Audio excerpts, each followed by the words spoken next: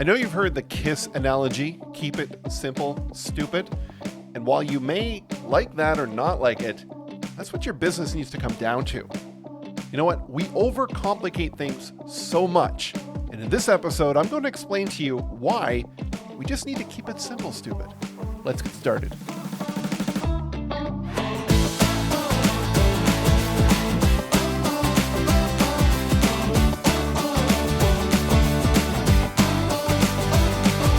And we're back this week with a solo episode, and I want to talk about simplicity. Why do I want to talk about simplicity? Well, a lot of this comes from experience over the years of running my own agency and working with clients. And, we tend to see tools and find tools, and they can practice and promise all these great things, automate this and do that. And you should be having multiple funnels and all this kind of stuff.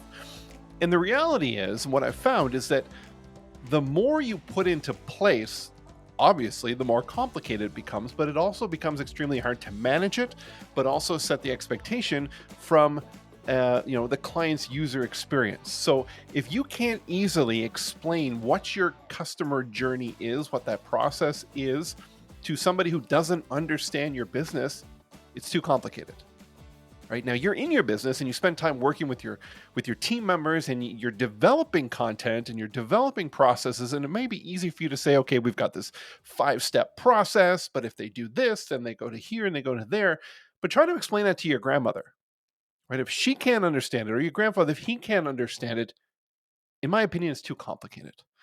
Now I'm going to tell you a real life story that happened, in the last couple of weeks. So I have a retainer client that's in the financial space, and they have, over the years we've working together, they've tried different angles, they've tried different visual approaches, but they didn't really have an actual step-by-step process or journey in which their clients went through.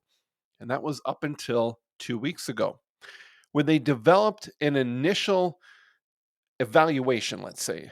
It's a scorecard that helps people, understand where they are currently in their business financially. And, we sourced out a really great tool that allows them to give away a really complex, but, simple to understand report. The app is called Score App. If you go to that, if you're looking for anything like that, scoreapp.com. You know what? In years of using quizzes and tools and evaluation technologies, I've not seen something that it was so easy to use from a user interface for us to set up and customize, and also from the user who takes the quiz for them to get the results and get that PDF. And the second part, it also integrates with their CRM, their marketing automation system. So there's follow-up that happens after they complete it, which is, in my mind, awesome. Okay. So that's step one. Now, this client is actually going out, and their main content offer is to be a guest on podcasts. They also have their own podcast, which I'm a huge fan of, but they're going out to be a guest on other podcasts to start talking about, their circle of influence, their zone of genius, all that kind of stuff that they are really good at. And their main angle is, hey, you know what? We've got this great scorecard. Go to this website and get it. Now, I'm going to tell you the website is because it's not launched yet, but they send them there, they get the scorecard, and then they have a secondary online group, small group information session, hour and a half, and people can sign up for them. They're not evergreen, they're live. And that's the next step in the process is once you've done the scorecard, you're then going to get invited to go to one of these completely free. At this time, completely free. They may charge for them down the road, but you want to make sure that you get the kinks out of it before you start charging for something. Once they do that, then the third step is their program, their year-long program that they work with these clients for the whole year to help them really amp up the financial side of their business. 3 steps, really easy. Scorecard, small group session, year-long program. Simple as that, right? Think about your business. Is it that simple? Can you explain what you do in those terms? Now, what happens in between? Right? When we look at this from a marketing side and how we can put automation in place, you know, you have a website you're driving them to, make sure that whatever that is, that domain is easy to understand, something that could be verbally received, right? There's not misspellings, right? They originally were thinking of something with entrepreneur in it, but guaranteed there are so many people out there that will misspell entrepreneur, don't know how to spell entrepreneur. not the best domain name to use. So you want to make sure that you pick something that works really well. Now, if you're using a like survey tool, they give you, a URL, but it's not a vanity or nice looking URL. So you can always just buy one for a couple bucks online and redirect over to that so that you have that name that you can utilize very well verbally. And also, if you're doing any kind of print or online advertising, it'll visually look good for you as well. So that's the first thing, is to do that. And then, they go through that quiz. Now, what if they start the quiz and they don't finish it? Well, there should be some quiz abandonment process there that notifies them. Now, this tool that they're using does have that built in, so that's taken care of. Now they complete it. What do you want to do? Well, on the thank you page, it's going to promote these small group sessions. But guarantee not everybody's going to be converting 100% through that. What about the ones that complete the quiz but don't actually do it? That's where their CRM comes into play, and we build out a nurture sequence that will start to warm them up to the idea of joining one of these sessions. You'll do that for some time, and then if they don't actually convert, then they can go into what we call a high value nurture. And this is just drip content that will go out to them, almost every 2 weeks for a year. And then after that, you can decide, do you want to extend it past that, or do you just want to call them a dead lead and then clean them out yearly or even monthly out of your database, depending on the volume that you have coming through. But if they do then go to that small group session, right, they register. Now you want to have automation that comes out to them up until the date of it that will actually make them feel good about their decision. Set the expectations of what this is, because you want them to have a great experience, especially if you're going to be pitching them into a year-long program after that, right? Which may be a big jump from an hour and a half to 12 months, right? Obviously a bigger price point. So you really need to make them feel warm and fuzzy and good about their decision. And that's going to be key. And you do that in the nurture from when they take action to when they actually show up. Now, same thing that happened when they came out of the quiz, going into that small group session.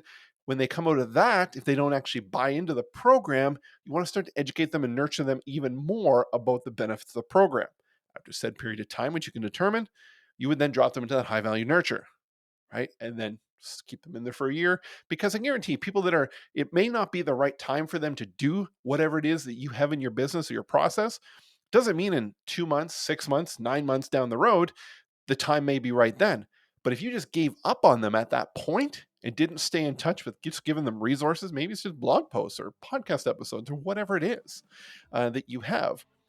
If you're not coming into their inbox or coming into their life, when that time is right, they're not going to think of you because you weren't there. And I guarantee if you have a process set up like this, you're going to start to reclaim some of that business that you later or earlier had felt, was a lost lead because they didn't buy right away. Right? People give up so much on that. Salespeople give up so many times, call people back twice and give up, right? It's not like the 7th or 10th time that they actually make the sale if they are persistent in their follow-up. So that's what I want you to take away from this episode is think about your process, your sales process, your journey through your whole business. And what is it that you do that can be extremely simplified and explained to the most basic person that is not in your business, right? I challenge you to do that. Think about that today. Think about that tonight. Think about that tomorrow in the shower. What are you overcomplicating that doesn't need to be so that you can have a simplified process that more people will understand?